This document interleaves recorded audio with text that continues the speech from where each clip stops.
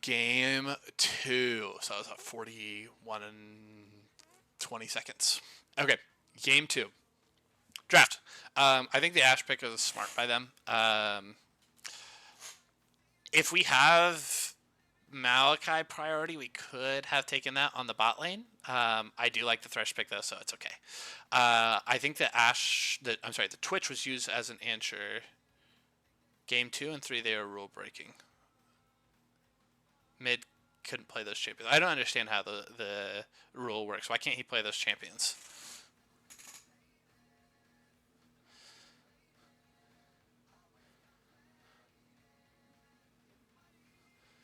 Aren't listening to Diamond Claws. Yeah, I understand that. I thought if they were listening to Diamond Claws meant you couldn't play them. They have to.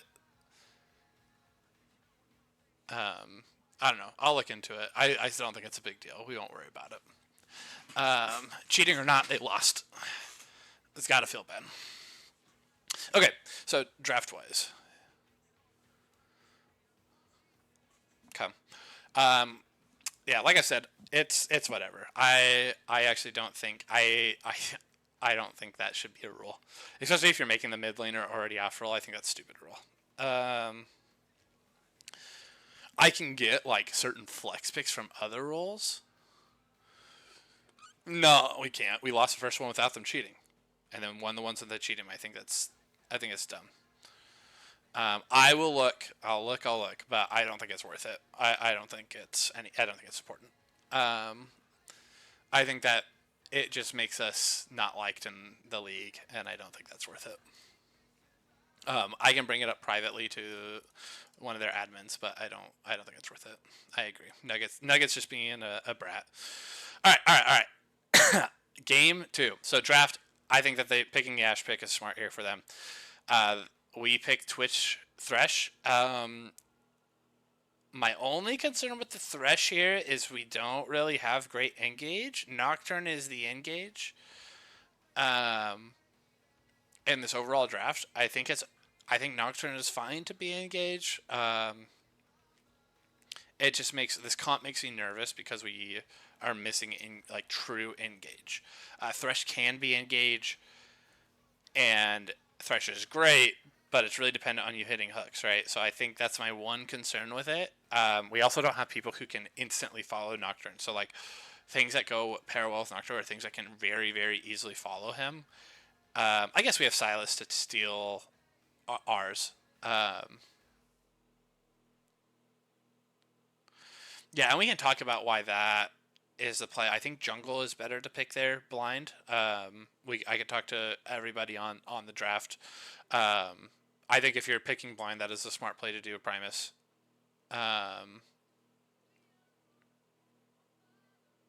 Yeah, so even with a 1-3-1 comp, you still need engage. You guys do have pseudo engage because you pick Silas, so he can steal these 3 ults and has engage. So I can accept that as a reasoning, but picking a 1-3-1 comp and then not having engage is crazy. The fact that we don't have disengage, like Threshes are disengage and that's it. Like that's you picked 1-3-1 comp and you broke rules specifically in the draft for what a 1-3-1 comp needs, such as disengage. I think Nocturne's okay in a 1-3-1, and he's playing for side lane picks. But you don't have an ADC that has wave clear. Twitch is not an ADC that has great wave clear. That is not engage. That is not CC. That is a slow. That's like, yeah, that is it. I'm just telling you, it breaks rules. I think it's great that we win this game. I think our draft inherently broke rules in how we play it. I think we lack. Yeah, and I think that's fine. I think Twitch Cog are fine. That doesn't count for disengage. You're not the disengage. The disengage comes from the team who's actually disengaging, which is the 3. The 3 that need disengage. Someone needs disengage within Twitch, Thresh, or Nocturne.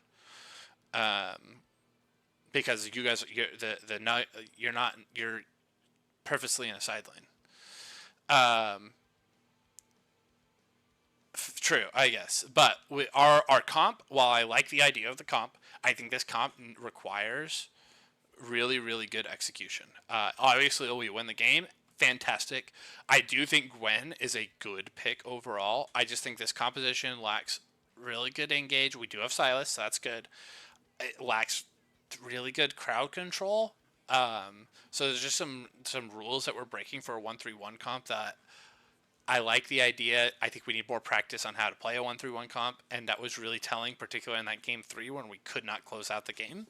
So I do think I think it's a good comp to play and try. I probably would have preferred we do it in a scrim first. Sometimes you gotta deal with it. I'm okay with the Gwen pick. Honestly, I think the Gwen is a fine pick. I think Silas is an okay pick. Like I said, it worked out. I don't think the draft is terrible. I just think it has some items that make it really hard to pull off. It worked out. It's but truthfully, it's a higher level composition, which is really good that you guys pulled it off.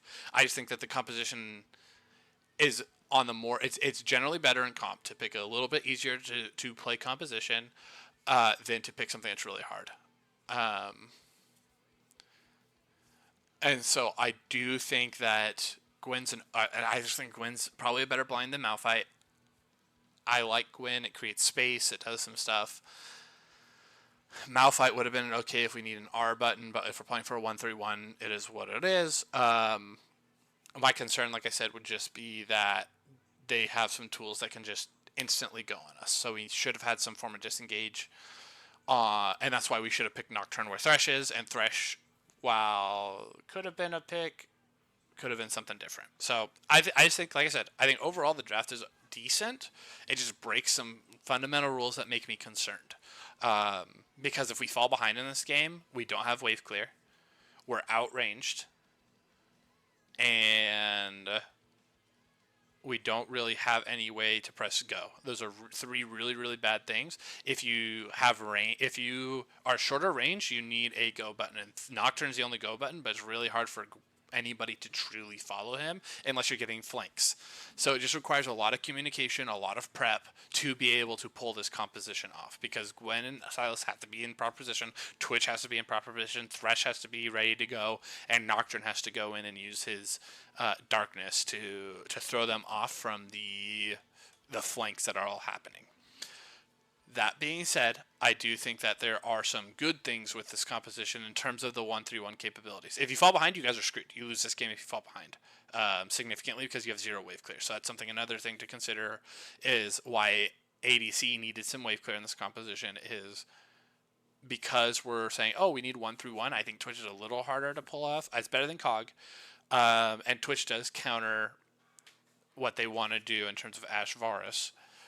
Again, just little things to look out for in drafts, like what we're missing. And I think range and wave clear are really, really hard for us to not have, and just a little bit harder draft to execute. But clearly executed it, so let's jump into the game.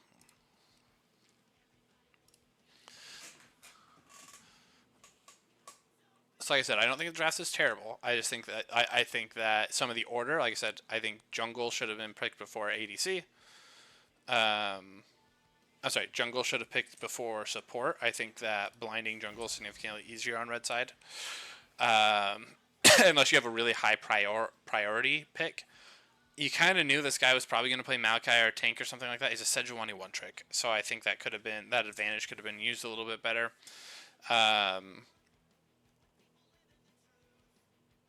Wait. Both teams, what? TPO. Oh, yeah, that was sorry, this is a side thing. That org got mad after a game.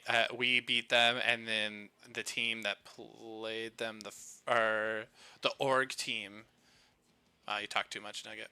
They got mad about some stuff, and so they left. I actually knew about that drama. It's stupid. It's fine. People just being babies about stuff. Thank goodness, no, I can't talk for a minute or 2 minutes or something like that. He's timed out. Praise. So like I said, I think overall the draft is fine. I just think that the order wasn't right, and I think Twitch doesn't fit super well with this composition. I know that's what we had to blind. And it's better blinding that than something else. Like, not something we're not comfort on. I think something like, man, Zaya would have been okay. She struggles against the Varus and the Ashe. I think Sivers are probably the best pick here, in terms of what the composition wanted to do.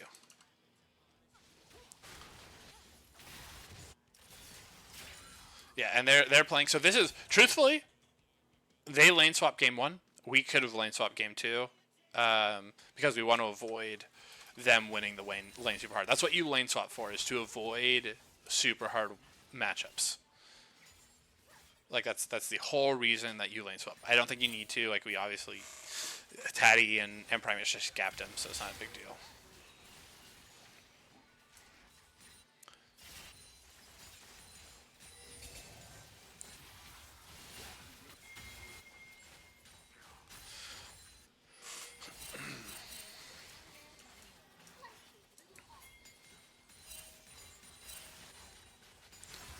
Let's get through.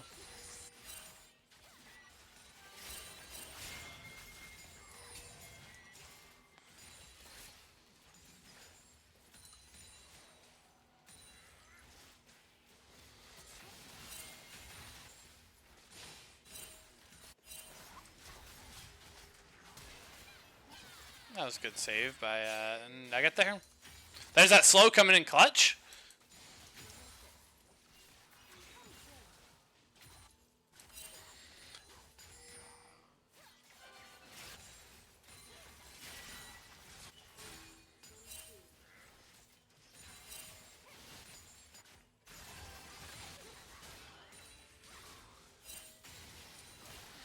Okay, nothing any big too far. I mean, they're gonna have prio on the bot lane toward. Oops. They're gonna have priority toward the. Does it look weird? They're gonna have priority towards Drake early because of the lane priority that they get from bot lane. That's unsurprising. We're doing a decent job keeping up in farm. We haven't died yet, so really good.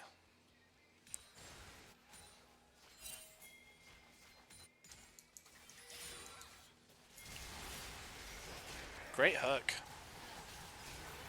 Ooh, good follow up too.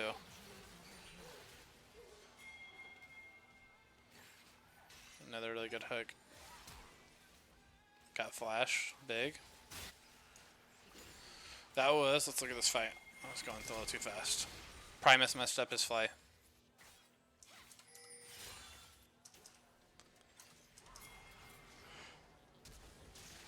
Ooh. So close. I think overall that was solid. I do think the combo, I don't think you need to flash in there. I think the ult drops and Thresh should be throwing a hook immediately because they can't see it. So I think that is your quote-unquote engage combo, is when they misstep, when they step out of position. The engage is ult on Nocturne, throw hook. If you miss the hook, then you can flash in. Obviously it worked out. Great. Fantastic. We are happy we got flash too. That was a good play overall. I'm mostly interested in how we play the mid early and we overstay.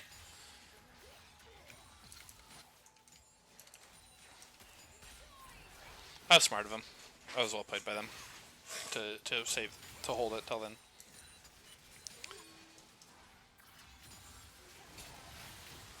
What is Ari doing?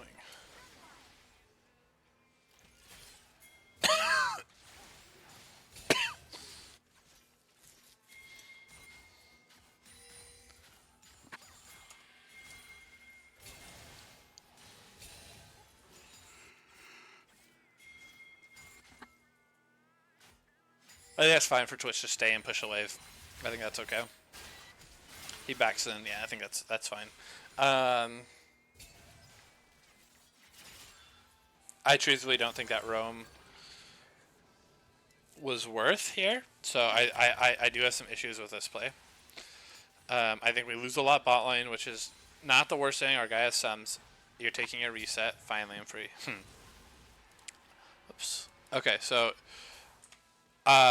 if we are going to roam, I think we take advantage right here. I think the Thresh shouldn't have reset. I think Thresh should have waited to engage. He should have been a part of this play.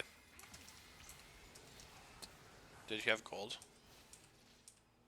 You only had, yeah, like, you have 180 gold. There's no reason to reset here. The play isn't to reset. The play is to make a play on mid and then rotate over to bot lane.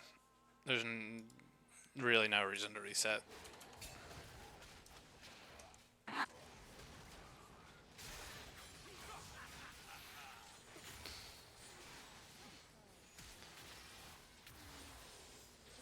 Oh, not even close.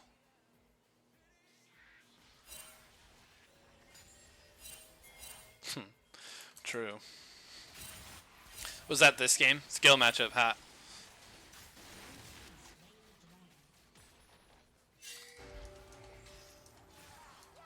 This is good. I think that's good. We just back out. That was perfect. Like that's totally what we need to be doing. We need to be trying to play back.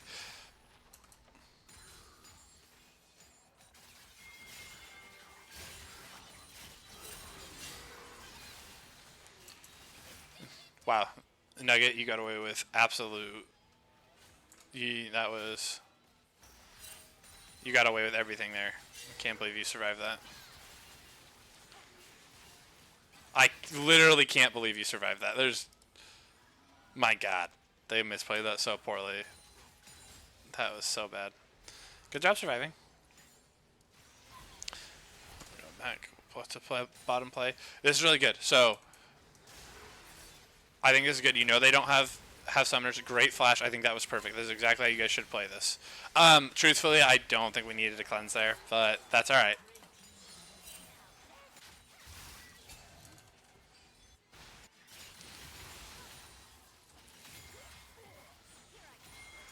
No, that wasn't a disengage R. That was them missing every skill shot.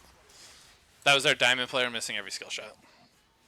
And you're not the one, again, you're not the one that needs disengage. Your bot lane is the one that needs disengage and jungle. Nocturne actually kind of has some using his R. Man, that one they actually played fairly well. I just think we just overstepped a little bit and then they rotated.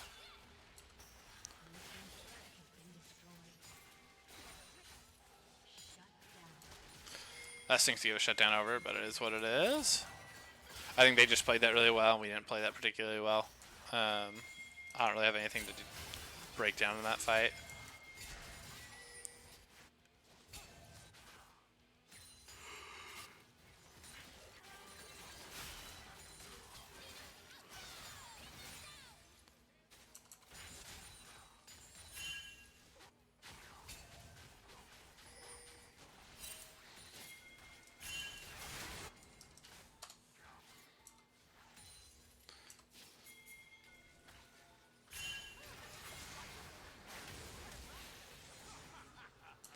That was a good try.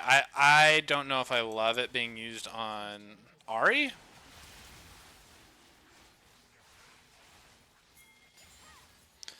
I do think, unfortunately, we lose a lot top for this. I do think we had to rotate that way that we did, so I think that's fine. They overstay.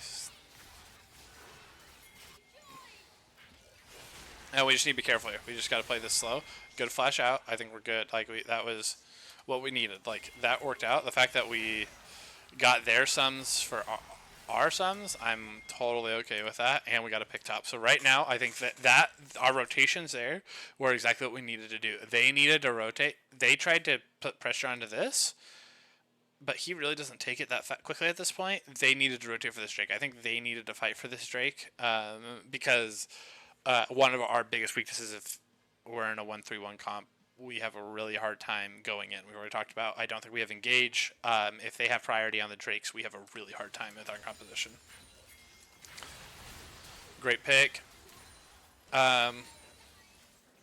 Use Lantern Mango. Boom, does so much damage. I think we just flashed out a little too early there. I think that we just use the lantern, and honestly, we get a bunch of picks. Great, and the fact that you survived there, I did see this play actually. That are like, oh, I got him, and you just like dodge everything because the guy can't hit a skill shot. Feels bad.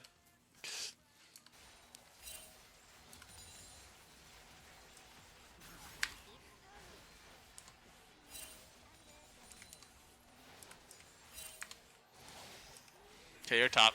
So my question to you: why did you stop on this wave? Homeboy just spawned. You easily have an opportunity to push this wave. Especially with your team just killing everybody else. Like, you should be pressuring this. I do think that then from here, pressure mid. Silas can roam bot. Looks like. Oops. It looks like jungle moves into our jungle. I don't. I think you should have taken their jungle. Truthfully, we could have gotten the. And we just got to bail at this point. Good. I think we could have gotten the tier 1 if we don't bail too early. I think we just bailed a little too early there. It's good defense. I like how we defended that.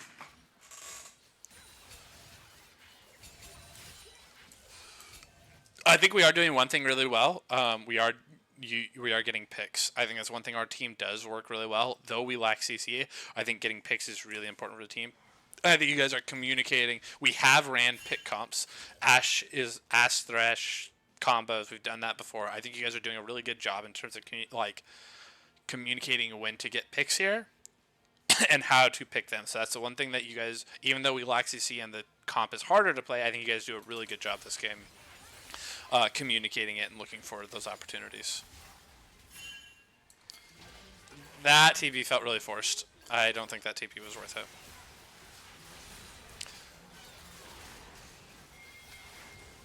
I also think we go too deep here. We're just going really, really deep. I think that's just you can't position like that.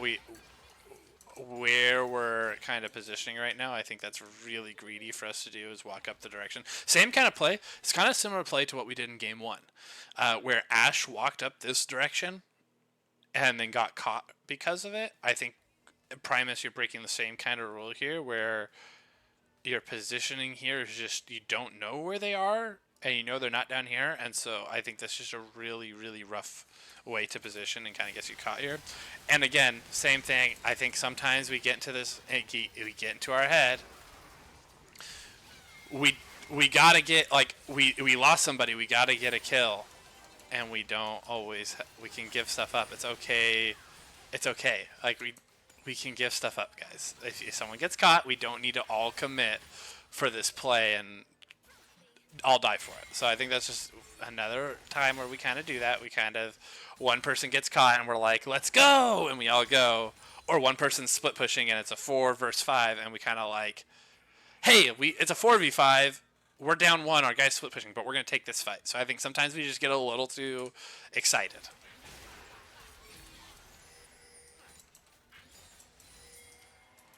A little too pumped up. Great pick. Sad that you die. That's okay. I think that's not the worst thing. We just bail out. You literally just lost a fight. So I don't know. You can't really say we'd win when you just lost the fight.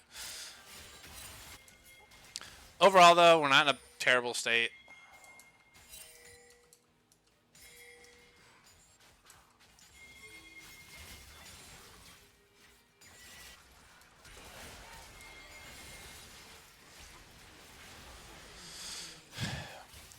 And we're kind of playing into this, like, so we're breaking. So here are the rules we're breaking right now. So 1-3-1 rules is where it comes into. We're breaking rules. We can't push this, guys. You can't push this wave up. You have no defenses. Top is pushing. Top is allowed to push because you guys are pushed. You guys are not allowed to push past here because this is not there. The rule of thumb is you should be able to, when split pushing, you should be able to draw a line at all pressure points. If you guys aren't pressuring mid, say you guys are grouped as 4 and then grouped as 1 bot, the 1 bot can't push unless they're matching top. If all right now, since we have 3 points of pressure, all 3 points of pressure need to be equal to one another, or we are breaking the rules of split pushing. That's a really just a simple way. It's not totally accurate, but it's a general rule of thumb. So I think the issue here is you guys, and you can see this is where your guys' comp struggle is a 1-3-1 composition. Is this. They have engaged from 3 champions. They have Maokai ult, They have Var's ult, they have Ashe ult, and then they have Ahri ult into Charm. Like, that's a lot of engage, and they have a lot of chase down, especially with the Ashe. Again, I think that so you guys just have to. You guys are too far ahead. We haven't practiced a lot of 1-3-1 compositions. This is where we're breaking the rules. This is how they should have played the entire time. Once you guys are out of position, instant engage. This should 100% of the time be an engage because we do not have the tools to disengage. If we had the tools to disengage here, totally different fight. We don't end up fighting at all. So I think that's the one thing. You just gotta leave them. I think Twitch, you stay like once they're caught here, you can try and lay some damage down, but you gotta bail. That's a good charm by him. We had a pick kill, so that's good. I can't believe you just do that. Oh, this is the 1-4. Okay, so this is where our team struggles, right? This is the play. This is how our team struggles.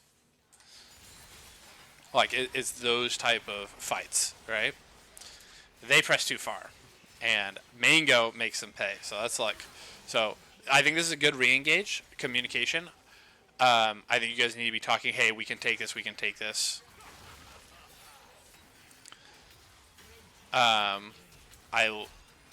like the TP. A little late, but that's okay. So I mean, honestly, worked out super well. That is, but it's we did well there because they pushed too far. We didn't do well because of our composition. They went too far and Silas was able to clean up. So I do think, like I said, that was a really good example of why our composition breaks some of the rules of split comp. Is we don't have the disengage to deal with it, but it was a really good rotation by Mango and they overforced it. So overall, you guys did a great job cleaning up the fight.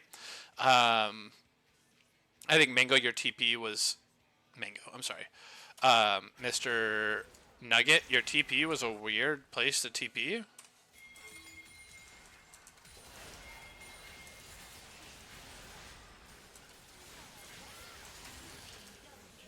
Like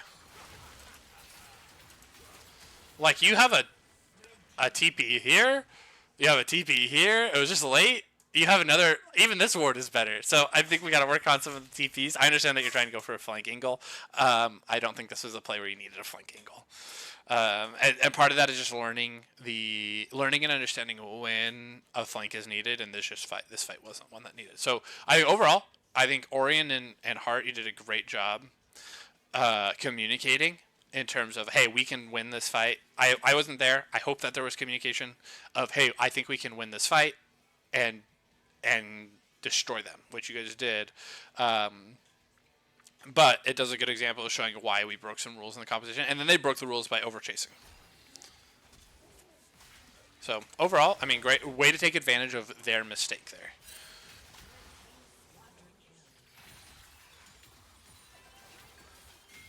None whatsoever. I don't know what that means.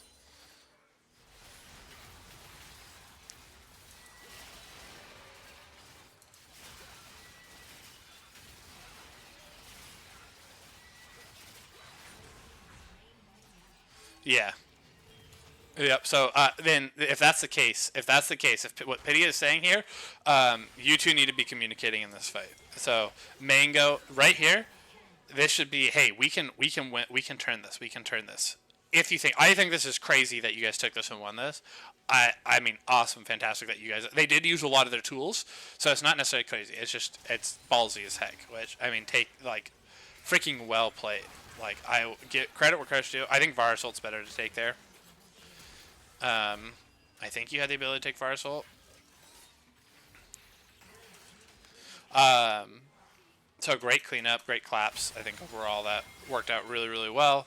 Just make sure you guys are communicating that, hey, I think we can turn this. They burnt everything because they are, especially with this guy going lethality, which I think is not great for their composition. I think they are not they outrange, but we want a skirmish, and I think where he's at, I just don't think that lethality was the way to go. I think on hit would have been a lot better for them. But you guys just need to be communicating on, hey, they don't have cooldowns, we need to go in. Dude, look at that KP, the Nugget. True top laner fashion.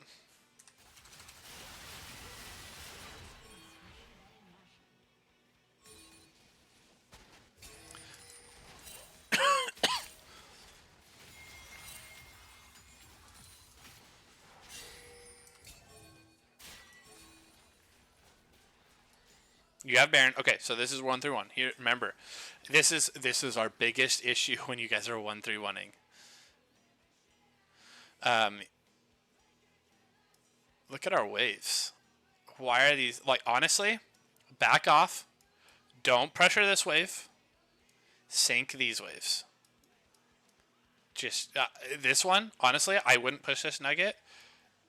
This one should be pressure. Like the rule of thumb. Remember the rule of thumb. So pressure points. So Silas can't play here because mid isn't pushed up.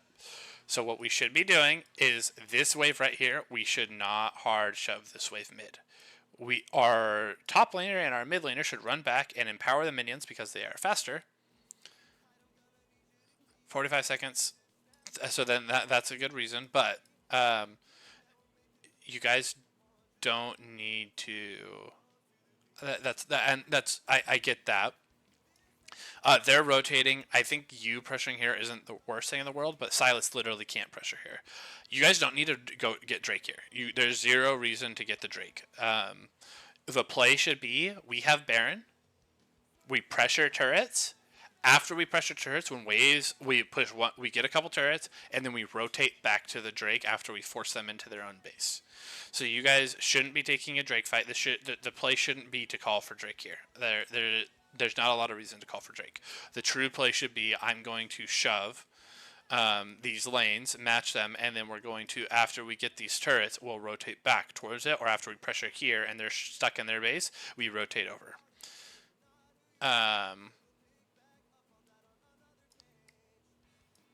This isn't the play that you did that. I don't think. That happened in game 2 or 3. Did that happen again here? So yeah, I think like you guys have Baron and you guys like you're pressuring top, but we need to sync these waves. These two waves particularly have to be synced up. It's hard. It's not truthfully not as important for top lane because you are Gwen and because Drake is spawning. It's not as important. But yeah, it was game 3 that you guys did that. So I think that's the biggest thing here is like we're autoing the we're just insta autoing this wave. Oh, he disconnects there. Awkward.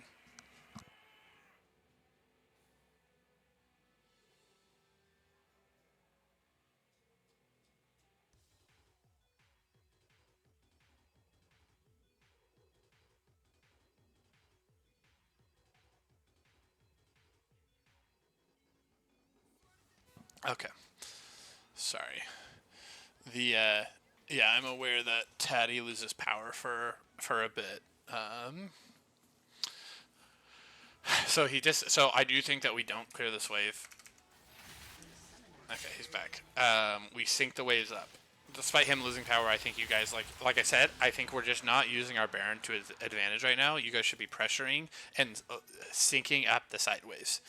How you do that is by communicating, not pushing certain ways, like not insta-shoving waves versus insta-shoving waves. There's a bunch of different ways to sync them up. And so I think that's your biggest issue when you guys have Baron is you guys aren't syncing waves. And so what happens when you don't sync waves, and this will be really, really showing in game 3, is when the waves aren't synced, we pressure one turret, they're able to rotate and clear all of that. Then we get pressure on this turret, and they're able to walk over and clear it. And then we get this turret pressure, and they're able to walk over and clear it. So I think you guys need to work on communicating waves and syncing them. Because we hard shove this, actually this isn't a bad one to hard shove because this wave's right here, so that's not bad. I do think it's bad that Gwen is backed, and we are trying to split push. I think that timing is really, really poor. Did you have a lot of... What did you buy? I don't think that's worth it to back. You get a lot of AP, but you already have the Hourglass pass or ult active with this. So I think this is a bad back because you need to be using your Baron pressure more efficiently. I think this is notorious. You guys only have 2 waves left of it. You guys should be using the waves. And your pressure isn't... You don't have to pressure super hard, Squint. You don't need to be on the turret where you need to be.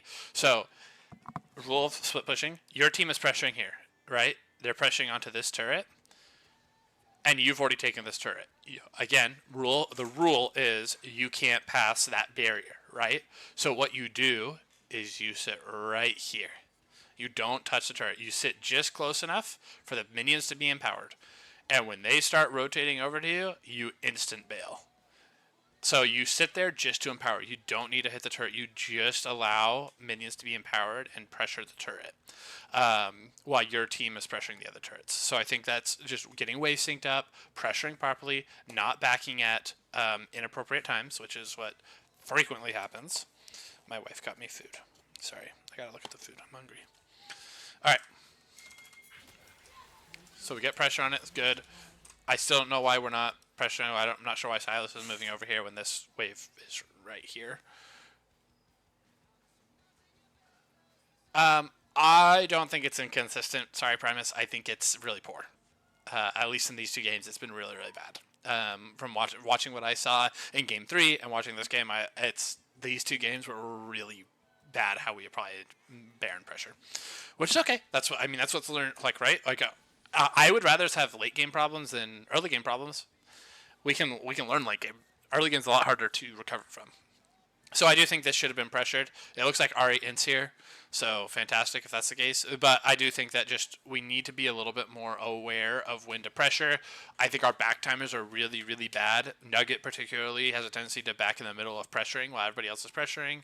We just need to be communicating, talking about, hey, this is what we're pressuring. It's okay to not get an item reset for another 30 seconds because there's no objective spawning, and we're using that Baron pressure. So I think just communicating about timers, communicating, we can like wave syncing, communicating. Hey, we're pressuring this. We need you to pressure now. And like literally, so like when I'm split pushing as a top laner, I will sit here like, guys, I can't push. I can't push. No, you're good. No, it's not a bad thing. It's just it is a solo queue mindset. It's just one of those little things that like really through Diamond people don't understand. I see Diamond players do it all the time where they, like low Diamond players, where they just take these weird resets.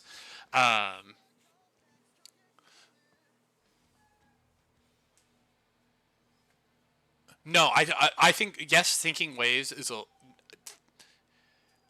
I think one, okay, that's a loaded question. So I think a 4-1 composition is easier to pull off because it requires less coordination. I also think that you can hide. So in a 4-1, in a 1-3-1 comp, generally speaking, like I talked about in the draft phase, we broke rules because we don't have very good disengage and we don't have very good wave clear. In a 1-3-1, that I mean, it is what it is. We're in a crappy spot. If you do a 4-1, you make up for it by making your mid or your top have some of those things. So I think it's easier, quote unquote, to play a 1-3-1 composition because of you can cover up some of those. I'll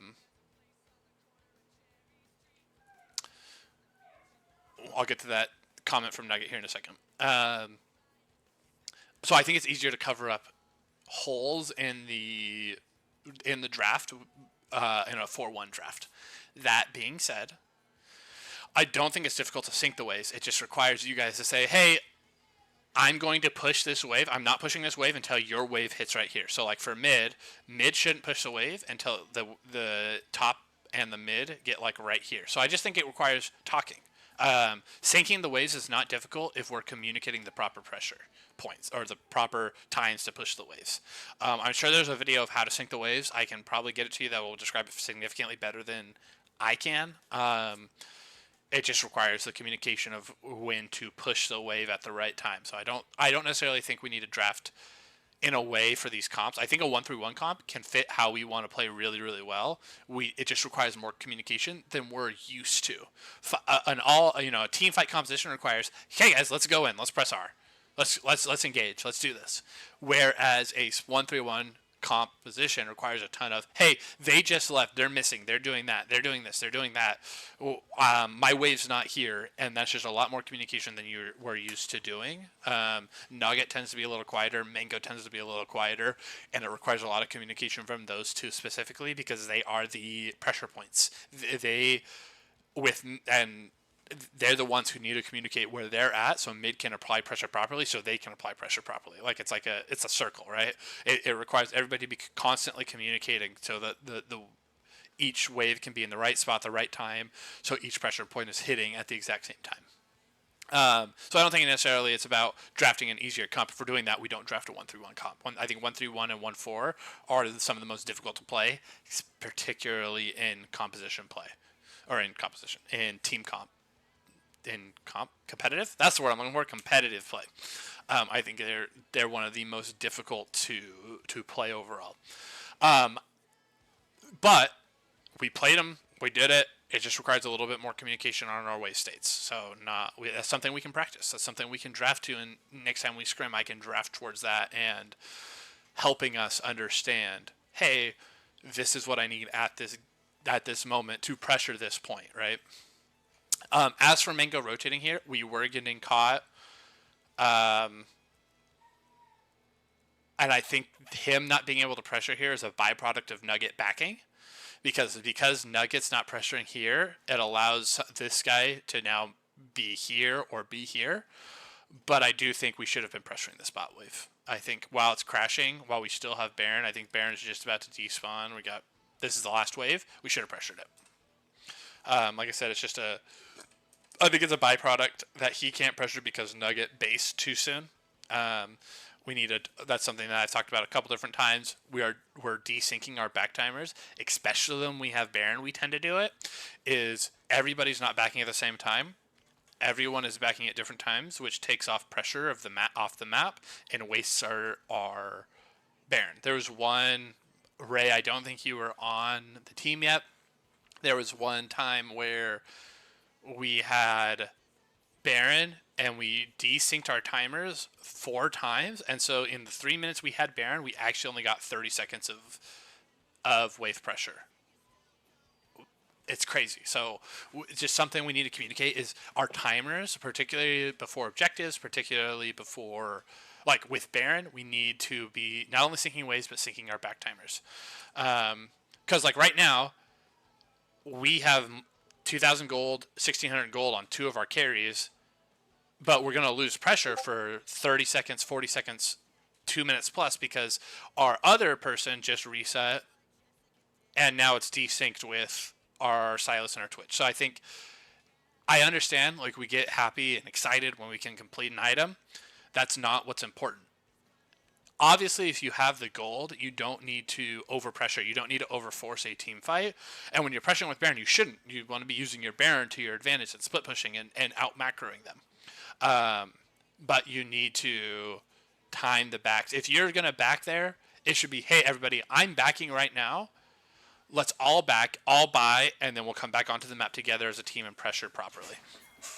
I don't think syncing timers, by the way, is important. Back timers, doesn't matter if you sync them in the early stages of the game. Those are more important to do back timers with your waves and or camp spawns.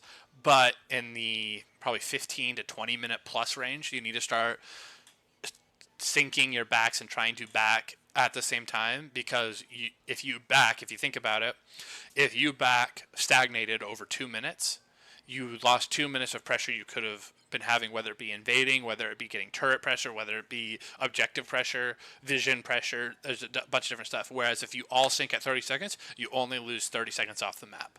I think that can go a long way in beating teams, is if you guys have, it'll feel like you guys have permanent pressure. It'll feel like you guys are always on the map.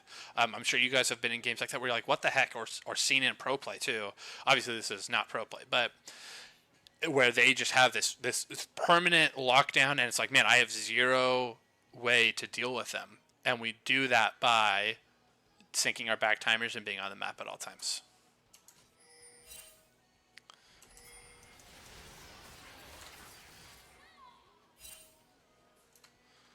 All right.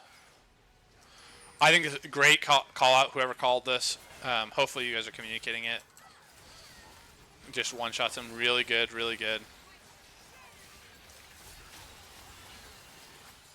I think this is really good Zhonya's. Really good flank. I think you guys played that fight. Well. I need to watch one more time. I need to watch all the different angles that's coming from. Good engage.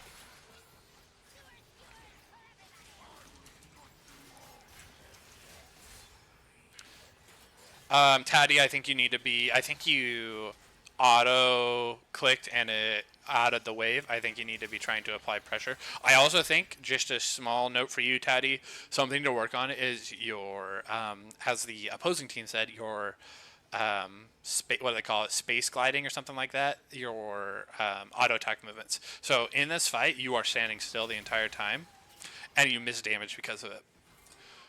In this fight, so there are fights where it's good to stand still or be spacing backwards. This is not the fight. So the reason is right here. You should be right there. So in this fight right here, as Maokai's walking up, your autos, it should be auto move towards this. You should be moving towards your thresh, away from Maokai. Because if Maokai's smart, he just goes on you here. Luckily enough, he wasn't smart. So I think you need to be auto spacing, like you need to be orb walking more frequently, and right here too. So now your team's here. Your team is in a really really good spot. Yes, you need to be super intentional. It can't be you guys are yeah. And we can talk more in depth on that. I'm going to go over this game. We can talk about. I think that's probably good to do in comms sometimes, is to talk about and ask questions about 1-3-1s and being very intentional. We can go into that as a team and discuss that. Maybe that's something we do, is discuss each composition and what the how you properly use it. I don't know if that's how you guys want to do it, but yeah, you want to be very intentional of, okay, we're all synced up, we're all doing this together at the same time. If you're desynced, it ruins the 1-3-1. The whole goal of a 1-3-1 composition is to apply pressure points on all three parts of the lane, or all three lanes, at the exact same time. If you desync those, it becomes impossible for the right people to pressure at the right times, and you guys won't get anything. That was why it took you guys 15 minutes to end the game 3, is you guys never once synced up your waves. Every time the waves crashed, they were at different points. The communication of, hey, this happens at this time, like we're pushing and hitting the turret within 10 seconds or 5 seconds, even 10 seconds is a lot, within 5 seconds of each other is what it needs to be. Going into this fight though, so Taddy, I think, so with this fight, so like I said, you should have been orb walking. You also, right at this point, you should be walking forward. Autoing, they're in full retreat right now. It should be every auto, you should be moving forward with your team. You have Nugget creating space for you. You have Orion, who's almost dead. You have Heart flanking, Mango flanking. You have Primus CCing. I think that's something you need to maybe look into a little bit more, is orb walking forward in those fights. I think that could have been really beneficial in this fight to get just a little bit more damage off. It worked out. I just see how you're not moving right there. Like it is what it is. You guys also walk back. I think it's okay for him to walk back. So let's look. I gotta see this last part.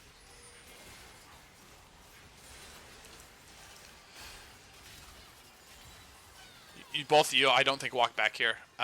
I know you want to back in your low. I think you keep pressure. I think you don't have to go in, but you stay right about here where you can throw Qs out. Taddy needs to be walking forward.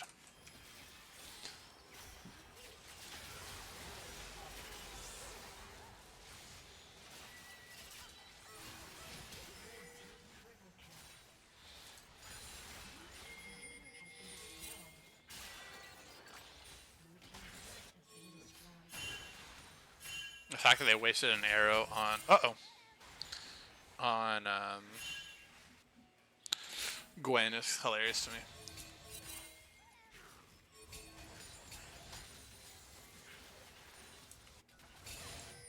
Oh, the shutdown happened in the other fight. I was like, who died there?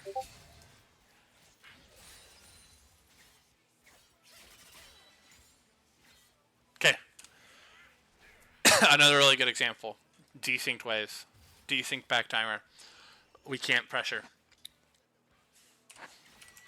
Like look at we have 0 pressure on the map right now. Like he's able to stop this wave from crashing at all because there's no pressure. So in this case, how this should go, who has TP? You guys both have TP. So I think in this portion of the game, you have 2 different options. You either pressure end with these 3. You guys pressure, you escort this wave in.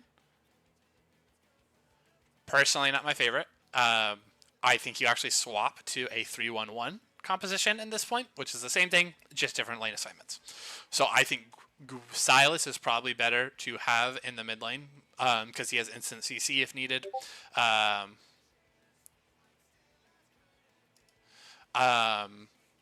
think what we do here is I think these three, I think Primus, specifically Primus and Taddy, you guys need to move here. You guys should be pressuring this turret. Orion, you can kind of sit in here, like in this area because of your ult. So you can let me get this really quick. I think you don't have to pressure. You can pressure with them if it's better for it, but you let them pressure. Holy cow, I'm getting pinged like crazy. I muted somebody else and someone else pings me. So what you do, Primus, Taddy, pressure this turret. Silas should be escorting this wave. So what happens if they start overcommitting? They have to choose, right? And then we actually have to get those first. So we can't pressure the wave. It's really hard to pressure the wave until we get this turret. We really need to get this turret. So really, it should be one here. So Gwen should be here. Silas should be escorting here. Bot lane should be pressuring this turret right now. This allows for the Gwen gets permanent pressure. It doesn't matter here. Bot lane isn't caught out here. They're playing safe. They can pressure this because they can't break rules. And Silas just needs to play back here and escort waves as close as possible. So he needs to play very safe right now. Nocturne can kind of bounce around right in here. / split push with the bot laners. Silas plays safe. Once we break this. Bot lane then pressures this turret. Silas can now escort waves to at least here. Gwen can pressure all the way to here, and what that does is they have to pick pressure points again. So they have to either stop this. They have to stop the Gwen from getting a turret. They have to stop bot lane from getting a turret by engaging, or they have to stop Silas mid. They can't do all of it. Their composition doesn't do that against our composition. They have no ability to be able to do that. They can't stop all three pressure points. So they choose one, and once they choose one, we should have our synced waves in spots to instantly pressure the other. So if they react, let's just say theoretically we're pressuring the spot lane, they react to this, Silas escorts, they then have to back off and clear this wave, and we get more pressure onto this turret. They also don't get to answer this one, so we get 3 turrets for it. So I think having those pressure points that we talked about is really, really key here. And then I think understanding lane assignments. The best way to always do it is send your 3 to the place where you need the most pressure, which right now is right here. And then you send 1 to escort the wave at this point and 1 to pressure the turret. And then really what you can do, the person who's escorting the wave can either move when they stop a wave, because if they start committing here, Silas gets to walk up closer. He starts walking up closer, and they have to react. So they start moving back here. Silas then backs off and either rotates up here to get this turret with Gwen, or rotates up this direction and gets this turret with the rest of the team while Gwen is still pressuring here, and the enemy team had to rotate back to this direction. So it's a game of chess. It literally, at this point, a 1-3-1 composition, you are not playing League of Legends, you are playing chess.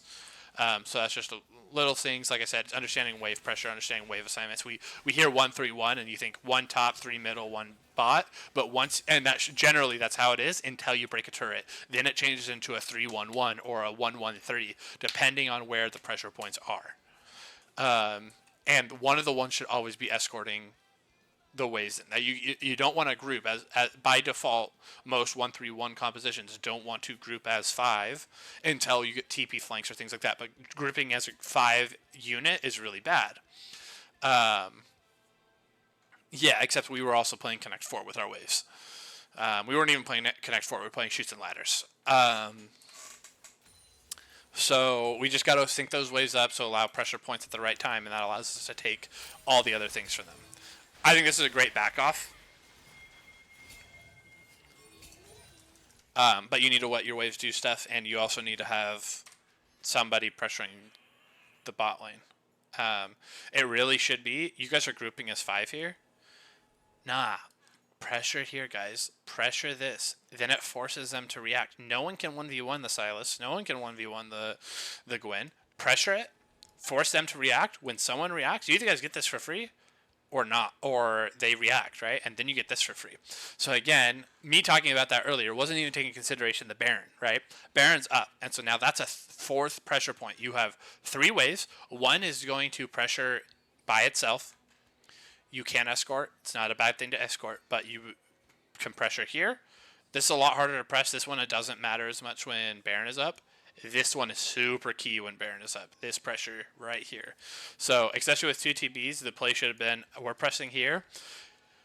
We're pressuring this. If they react to Silas and or Gwen, we take this. If they don't, we take this. They have to deal with this wave at some point. So it's just using the pressure points as much as possible. And because this is already, it's not as strong, but it's already a pressure point because it's naturally pushing into them. So we should wait for waves to push in, then rotate, use vision to blind them, things like that.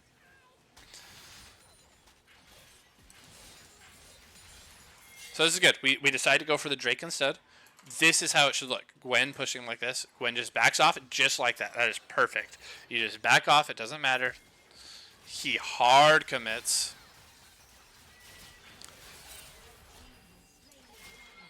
And what do you know? He gets a kill. Like, look at the pressure. Like, because of that pressure, it forced them. This is a great example where you guys actually use the pressure properly.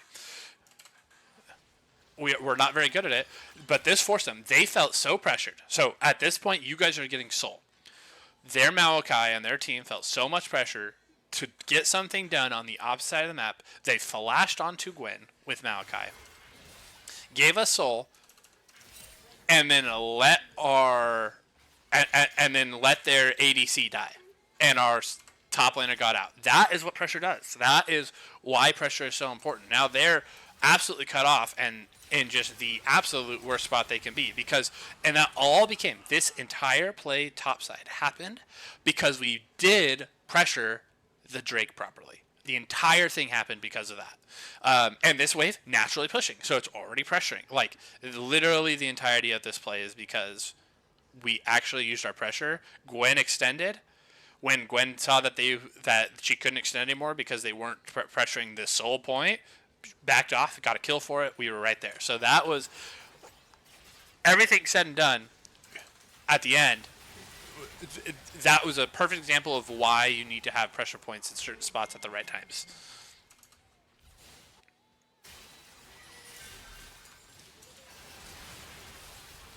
Boom.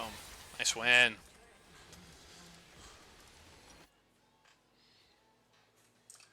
Oh, yes, it's about me. All right, let's get game 3 going. Okay, game 3 draft. All right. So this draft is my